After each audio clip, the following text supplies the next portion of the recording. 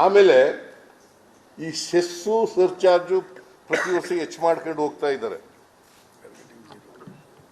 Cess ಮತ್ತು surcharge ಅನ್ನ ಪ್ರತಿ ವರ್ಷ ಹೆಚ್ಚು ಮಾಡ್ಕೊಂಡು ಹೋಗ್ತಾ ಇದ್ದಾರೆ. ಇದರಲ್ಲಿ ರಾಜ್ಯಗಳಿಗೆ ಪಾಲ್ ಕೊಡಲ್ಲ. ಯಾವುದರಲ್ಲಿ? ಸೆಸ್, ಸರ್ಚಾರ್ಜ್ ಇದನ್ನ ಕೇಂದ್ರ ಸರ್ಕಾರನೇ ಇಟ್ಕೊಬಿಡ್ತದೆ.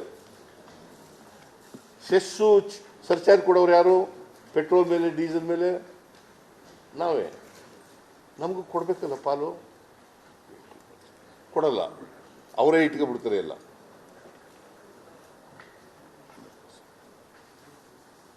ಅವರೇ ಎಲ್ಲ ಇಟ್ಕೊಬಿಡ್ತಾರೆ.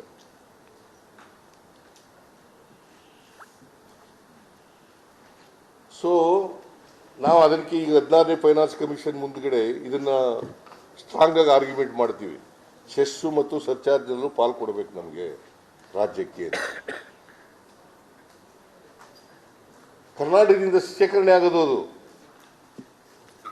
ಸೆಸ್ ಮತ್ತೆ ಸರ್ಚಾರ್ಜು ಕರ್ನಾಟಕದಿಂದ ಶೇಖರಣೆ ಆಗೋದು. ಅದರಲ್ಲಿ ಪಾಲಿಲ್ಲ ನಮಗೆ.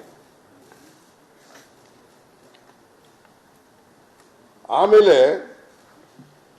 1% ಡಿಫೆನ್ಸ್ಗೆ ಅಂತ ಇಟ್ಕೋತಾರೆ ಕೊಟ್ಟ ದುಡ್ಡಿನಲ್ಲಿ. 1% ಡಿಫೆನ್ಸ್ಗೆ ಅಂತ ಇಟ್ಕೊಬಿಡ್ತಾರೆ. ಕೊಟ್ಟ ಈ ಫೈನಾನ್ಸ್ ಕಮಿಷನ್ ಶಿಫಾರಸು ಮಾಡ್ತದಲ್ಲ, ಅದರಲ್ಲಿ 1% ಡಿಫೆನ್ಸ್ಗೆ ಅಂತ ಇಟ್ಕೊಬಿಡ್ತಾರೆ. ಅದರಲ್ಲೂ ಕೋತ ಬೀಳ್ತು.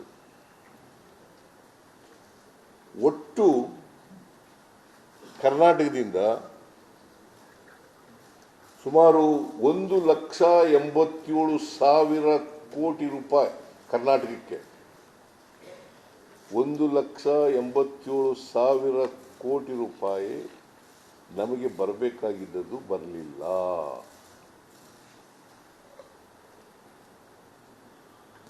ಇಷ್ಟೊಂದು ದೊಡ್ಡ ಗಾತ್ರದ ಹಣ ನಮಗೆ ನಷ್ಟ ಆಯಿತು. 14ನೇ ಫೈನಾನ್ಸ್ ಆದಮೇಲೆ 15ನೇ ಫೈನಾನ್ಸು ನಲ್ಲಿ ನಮಗೆ ಇಷ್ಟೆಲ್ಲ 5 ವರ್ಷದಲ್ಲಿ ಇಷ್ಟೆಲ್ಲ ನಷ್ಟ ಆಗಿದೆ. 1,87,000 ಕೋಟಿ.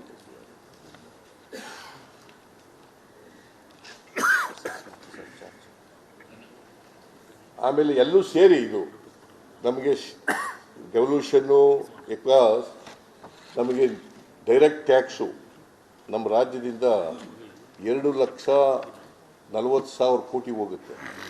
ಇನ್ಕಮ್ ಟ್ಯಾಕ್ಸು, ಕಾರ್ಪೊರೇಟ್ ಟ್ಯಾಕ್ಸು ಇವೆಲ್ಲ ಸೇರಿ 2,40,000 ಕೋಟಿ ಆಗುತ್ತೆ. ಆಮೇಲೆ ಇದು ಎಂಥದ್ದು GST ಎಲ್ಲ 1,30,000 ಕೋಟಿ ಆಗುತ್ತೆ. ಆಮೇಲೆ ಬೇರೆ ಬೇರೆವೆಲ್ಲ ಸೆಸ್ಸು, ಸರ್ಚಾರ್ಜು ಇವೆಲ್ಲ ಸೇರಿ, ಆಮೇಲೆ ರೋಡ್ ಟ್ಯಾಕ್ಸು ಇವೆಲ್ಲ ಸೇರ್ಕೊಂಡು 4,30,000 ಕೋಟಿ ಕರ್ನಾಟಕದಿಂದ ಈ ವರ್ಷ ಕಲೆಕ್ಟ್ ಆಗ್ತಾ ಇರ್ತಕ್ಕಂಥದ್ದು. 4,30,000 ಕೋಟಿ.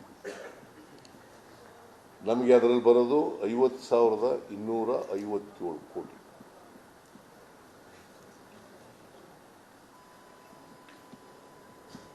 ಸೊ ಇದು ಒಂದು. ಸೊ ಇದನ್ನ, ಈ ಅನ್ಯಾಯವನ್ನ ಸರಿಪಡಿಸಿ ಅಂತೇಳಿ ಕೇಂದ್ರ ಸರ್ಕಾರದ ಗಮನವನ್ನು ಸೆಳೀತಕ್ಕಂಥ, ಈ ದೇಶದ ಜನರ ಗಮನವನ್ನು ಸೆಳೀತಕ್ಕಂಥ ಕೆಲಸವನ್ನು ಮಾಡ್ತಾ ಇದ್ದೀವಿ. 7ನೇ ತಾರೀಕು ನಂಬರ್ 1. ನಂಬರ್ 2, ಈಗ ಬರಗಾಲ ಬಂದಿದೆ. ಆಮೇಲೆ ಇನ್ನೊಂದು ಹೇಳ್ಬಿಡ್ತೀನಿ, ಅದನ್ನು ಹೇಳ್ಬಿಡ್ತೀನಿ.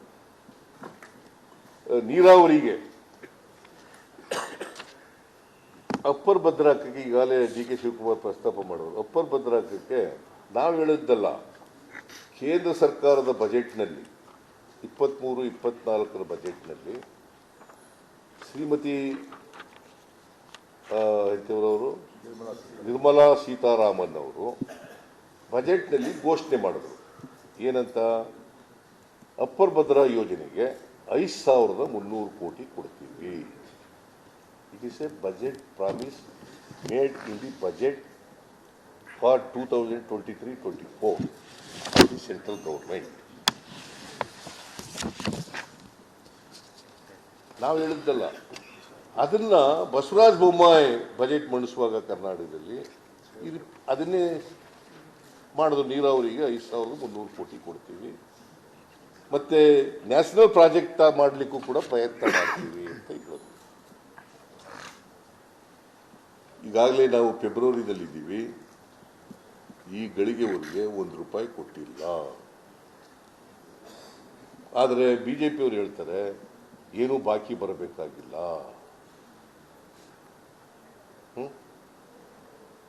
ಯಾವುದು ಸರಿ? ನಿರ್ಮಲಾ ಸೀತಾರಾಮನ್ ಹೇಳಿರೋದು ಬಜೆಟ್ನಲ್ಲಿ, ಕೇಂದ್ರ ಸರ್ಕಾರದ ಬಜೆಟ್ನಲ್ಲಿ 5,300 ಕೋಟಿ ಅಪ್ಪರ್ ಭದ್ರಾ ಕೊಡ್ತೀವಿ, ಕೊಡಲಿಲ್ಲ. 2.5 ಲಕ್ಷ ಹೆಕ್ಟೇರ್ ಪ್ರದೇಶಕ್ಕೆ ನೀರು ಕೊಡ್ತಕ್ಕಂಥ ಪ್ರಾಜೆಕ್ಟ್.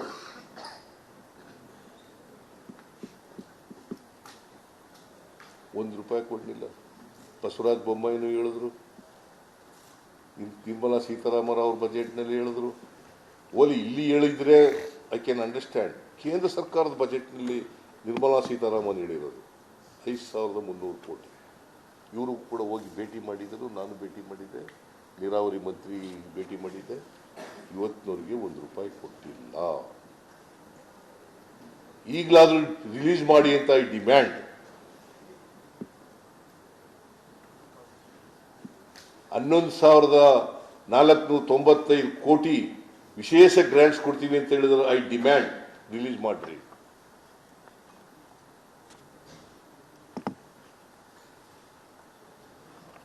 ಸೊ ಇದು ಮಾಡಲಿಲ್ಲ. ಆಮೇಲೆ ಮಹದಾಯಿ ಯೋಜನೆ ಎನ್ವೈರನ್ಮೆಂಟಲ್ ಕ್ಲಿಯರೆನ್ಸ್ ಆಗಬೇಕು, ಇವತ್ತಿನವರೆಗೆ ಮಾಡಿಕೊಟ್ಟಿಲ್ಲ. ಮಹದಾಯಿ ಯೋಜನೆ ಎನ್ವೈರನ್ಮೆಂಟಲ್ ಕ್ಲಿಯರೆನ್ಸ್ ಆಗಬೇಕು, ನೋಟಿಫಿಕೇಶನ್ ಆಗಿದೆ, ಗೆಜೆಟ್ ನೋಟಿಫಿಕೇಶನ್ ಆಗಿದೆ. ಎನ್ವೈರನ್ಮೆಂಟಲ್ ಕ್ಲಿಯರೆನ್ಸು ಕೇಂದ್ರ ಸರ್ಕಾರ ಮಾಡಬೇಕು, ಇವತ್ತಿನವರೆಗೆ ಮಾಡಿಲ್ಲ. ಹಾಗಾಗಿ ಆ ಕೆಲಸ ತಗೊಳಕ್ಕಾಗಿಲ್ಲ. 7.56 ಕುಡಿಯ ನೀರಿಗೆ ಹುಬ್ಬಳ್ಳಿ, ಧಾರವಾಡ ಮತ್ತು ಬೇರೆ ನಗರಗಳಿಗೆ ನೀರು ಕೊಡೋಕ್ಕೆ ನಮಗೆ ಟ್ರಿಬ್ಯುನಲ್ನಲ್ಲಿ 7.56 TMC ನೀರನ್ನು ಕೊಟ್ಟಿದ್ದಾರೆ. ಅದನ್ನು ಉಪಯೋಗಿಸ್ಕೊಳ್ಳಿಕ್ಕೆ ಪ್ರಾಜೆಕ್ಟ್ ಪ್ರಾರಂಭ ಮಾಡಬೇಕು, ನಾವು ಕ್ಲಿಯರೆನ್ಸ್ ಕೊಡಿ ಅಂದರೆ ಕೊಟ್ಟಿಲ್ಲ ಇವತ್ತಿನವರೆಗೆ.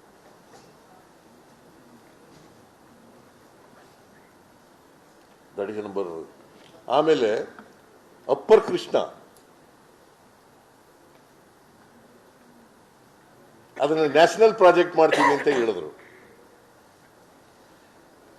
130.9 TMC ನೀರಲ್ಲ ಭದ್ರಾ, ಅಪ್ಪರ್ ಭದ್ರಾ. ಇದರದೆಷ್ಟು? 30. ಇದರದ್ದೇ 130.9. UKP ಬಗ್ಗೆ ಮಾತಾಡ್ತಾರೆ. ನ್ಯಾಷನಲ್ ಪ್ರಾಜೆಕ್ಟ್ ಮಾಡೋದು ಭದ್ರಾ ಸರ್. ಅದು ಬೇರೆ. UKP 130 TMC third stage. UKP third stage. ಅವರು ಇವತ್ತಿನವರೆಗೂ ಒಂದು ಅಫಿಡವಿಟ್ ಹಾಕಲಿಲ್ಲ, ಸ್ಟೇ ಕೊಟ್ಬಿಟ್ಟಿದ್ದಾರೆ. ಅದನ್ನು ವೆಕೇಟ್ ಮಾಡಿಸಿ ಅಫಿಡವಿಟ್ ಹಾಕಿ ನಮಗೆ ಇವತ್ತಿನವರೆಗೆ ಗೆಜೆಟ್ ನೋಟಿಫಿಕೇಶನ್ ಮಾಡಿಕೊಟ್ಟಿಲ್ಲ. ಇವತ್ತಿನವರೆಗೆ ಗೆಜೆಟ್ ನೋಟಿಫಿಕೇಶನ್ ಮಾಡಿಕೊಟ್ಟಿಲ್ಲ. ಮೇಕೆದಾಟು ಕುಡಿಯ ನೀರು ಬೆಂಗಳೂರಿಗೆ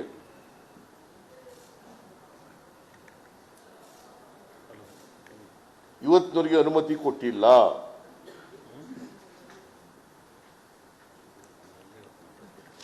ಇದು ಎರಡನೇದು.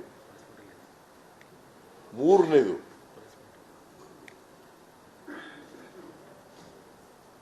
ಬರಗಾಲ ಬಂದಿದೆ ಕರ್ನಾಟಕದಲ್ಲಿ. 236 ತಾಲೂಕುಗಳಲ್ಲಿ 223 ತಾಲೂಕುಗಳಲ್ಲಿ ಬರಗಾಲ ಅಂತ ಘೋಷಣೆ ಮಾಡಿದ್ದೀವಿ.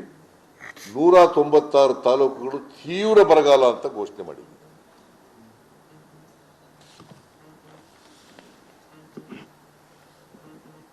ಸೆಪ್ಟೆಂಬರ್ 23ರಲ್ಲಿ ಸೆಂಟ್ರಲ್ ಟೀಮ್ ಬಂತು.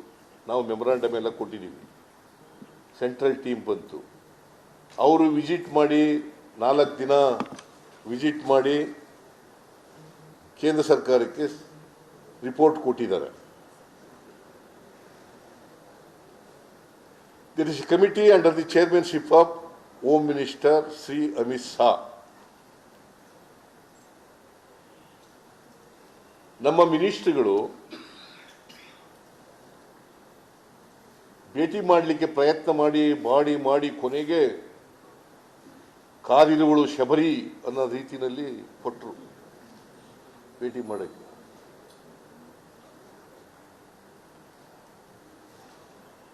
ಆಮೇಲೆ ನನಗೆ ಪ್ರೈಮ್ ಮಿನಿಸ್ಟ್ರು ಅಮಿತ್ ಶಾ ಅವರು ಭೇಟಿ ಮಾಡಿದ್ರು. ಯಾವ ತಿಂಗಳು? ಡಿಸೆಂಬರ್ ತಿಂಗಳಲ್ಲಿ. ಆಗ ಡಿ ಕೆ ಶಿವಕುಮಾರ್ ಕೂಡ ಪ್ರತ್ಯೇಕವಾಗಿ ಭೇಟಿ ಮಾಡಿದರು. ನಾನು ಕೃಷ್ಣ ಬೈರೇಗೌಡ ಭೇಟಿ ಮಾಡಿದ್ದು ಮುಖ್ಯಮಂತ್ರಿಗಳಿಗೆ ಅಲ್ಲ ಪ್ರಧಾನಮಂತ್ರಿಗಳಿಗೆ ಮತ್ತು ಅಮಿತ್ ಶಾ ಅವರಿಗೆ, ಚೇರ್ಮನ್ಗೆ. ಅಮಿತ್ ಶಾ ಅವರು ಹೇಳಿದ್ರು ನಾವು 20ನೇ ತಾರೀಕು ಭೇಟಿ ಮಾಡಿದ್ದೆ, ಡಿಸೆಂಬರ್ 20ಕ್ಕೆ. ಅಮಿತ್ ಶಾ ಅವರು ಹೇಳಿದ್ರು 23ಕ್ಕೆ ಮೀಟಿಂಗ್ ಕರೆದಿದ್ದೀನಿ, ನಾವು ಅವತ್ತು ಒಂದು ತೀರ್ಮಾನ ಮಾಡ್ತೀವಿ ಅಂತ ಹೇಳಿದ್ರು. ಇವತ್ತಿನವರಿಗೆ ಒಂದು ಸಾರಿ ಮೀಟಿಂಗ್ ಫಿಕ್ಸ್ ಮಾಡಿದ್ರು, ಪುನಃ ಮೀಟಿಂಗ್ ಕರೀಲಿಲ್ಲ. ಪ್ರೈಮ್ ಮಿನಿಸ್ಟರ್ ಇಲ್ಲಿ ಬೆಂಗಳೂರು ಬಂದಿದ್ದಾಗ ನಾನು ಜ್ಞಾಪಕ ಮಾಡಿದೆ ಮತ್ತೆ. ಇದರಲ್ಲಿ ಎಂಥದ್ದು ಬೋಯಿಂಗ್ ದೇವನಹಳ್ಳಿ ಏರ್ಪೋರ್ಟ್ ಹತ್ರ ಒಂದು ಫಂಕ್ಷನ್ ಬಂದಿದ್ದಾಗ ಜ್ಞಾಪಕ ಮಾಡಿದೆ. ಪುನಃ ಹೇಳ್ತೀವಿ ಅಂತಂದ್ರು, ಇವತ್ತಿನವರೆಗೆ ಮಾಡಿಲ್ಲ.